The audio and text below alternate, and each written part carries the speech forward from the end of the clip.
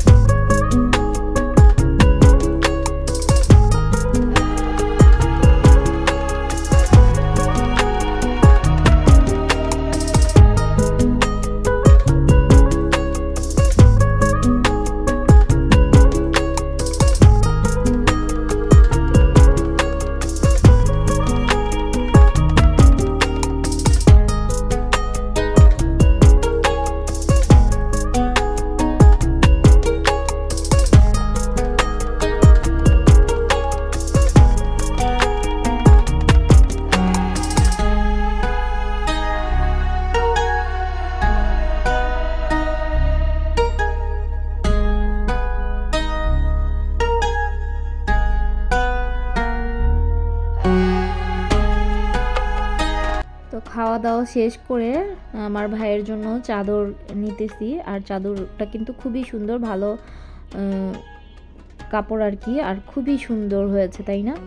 যাদের যাদের পছন্দ হয়েছে একটু কমেন্টে জানাবেন অবশ্যই।